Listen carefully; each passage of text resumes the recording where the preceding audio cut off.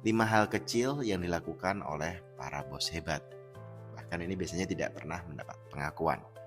Seringkah Anda mengucapkan terima kasih kepada bos Anda?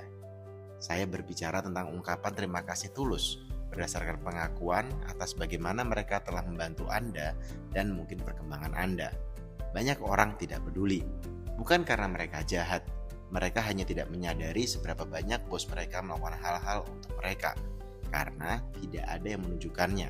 Mereka tidak pernah menyadarinya. Berikut adalah 5 hal yang mudah diabaikan namun memiliki dampak besar bisa Anda lakukan agar Anda menjadi bos idaman. Yang pertama adalah menjadi pendukung Anda di belakang pintu tertutup. Keputusan paling penting di perusahaan Anda dibuat jauh dari Anda oleh orang-orang yang berada di posisi lebih tinggi dari Anda. Beberapa keputusan ini mempengaruhi Anda, beberapa berkaitan dengan Anda, dan Anda tidak akan pernah mendapatkan suara dalam keputusan tersebut. Tidak peduli seberapa baik Anda, ini akan terjadi. Dan ketika itu terjadi, Anda mengandalkan orang lain untuk membela Anda. Bos Anda beraksi. Kalau dalam konteks kehidupan bermasyarakat, kita punya wakil rakyat, DPRD, DPR gitu. Itu wakil kita, mereka yang ngurusin kebijakan-kebijakan ini. Dalam momen-momen seperti itu, seorang bos yang baik memuji kualitas Anda. Mereka membela setiap momen sebagai bagian dari perkembangan Anda. Jadi setiap momen rendah, misalnya Anda jatuh, Anda salah, Anda gagal, itu dibela sebagai cara Anda belajar dan membenarkan masalah apapun sebagai bagian dari pertumbuhan Anda. Mereka tidak akan meminta pujian atau terima kasih dari Anda. Mereka bahkan tidak akan memberitahu Anda apa yang mereka lakukan. Mereka hanya melakukannya karena Anda telah menghasilkannya. Dan itu hal yang benar untuk dilakukan. Hal kedua adalah mengajarkan cara mancing. Kita sering dengar namanya ngasih ikan atau ngajarin mancing. Diperlukan keberanian untuk mengembangkan orang lain, terutama ketika Anda adalah seorang bos, karena reputasi Anda ada di garis depan. Setiap kegagalan adalah kegagalan bersama. Banyak bos menangani ini dengan melakukan hal-hal untuk kita atau membuat kita mengikuti orang lain. Itu adalah strategi resiko lebih rendah. Lalu ketika Anda kesulitan memahami konsep-konsep tersebut, kemudian mereka bisa mengatakan bahwa mereka telah menunjukkannya pada Anda.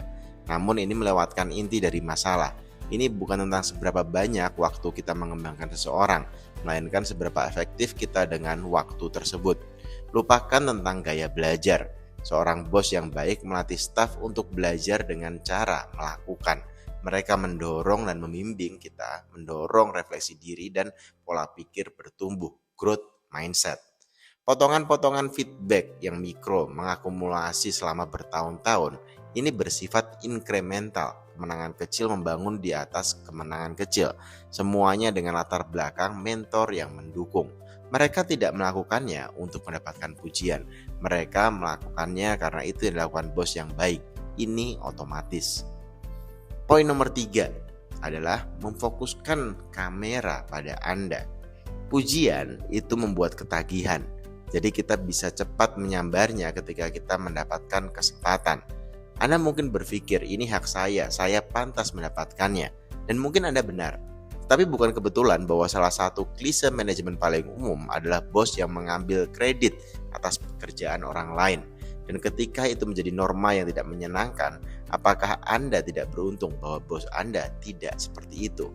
Menjadi jenis bos yang membutuhkan ego yang sehat, sedikit kesadaran diri dan keyakinan diri yang teguh, ini bukan kecenderungan alami manusia. Tidak untuk kebanyakan orang. Jadi seorang bos yang mampu keluar dari sorotan dan memfokuskan pada tim adalah sebuah harta. Kita tidak berbicara tentang benar atau salah. Ini tentang menjadi realistis. Kebanyakan bos tidak melakukannya. Mereka yang melakukannya menjadi fantastis dan meninggalkan kesan pada kita. Poin nomor 4, menempatkan diri terakhir. Bos yang egois berbau seperti ikan di bawah matahari musim panas. Jadi matahari panas banget atau baunya kayak wah gak enak banget. Dan mereka cenderung meracuni sumur dan mengeringkan motivasi. Karena ketika orang paling atas hanya memikirkan diri mereka sendiri, itu mengubah dinamika tim. Ini mulai mengatur tindakan mereka sebagai respon. Motivasi turun, output dan kualitas jadi ya parah hasilnya.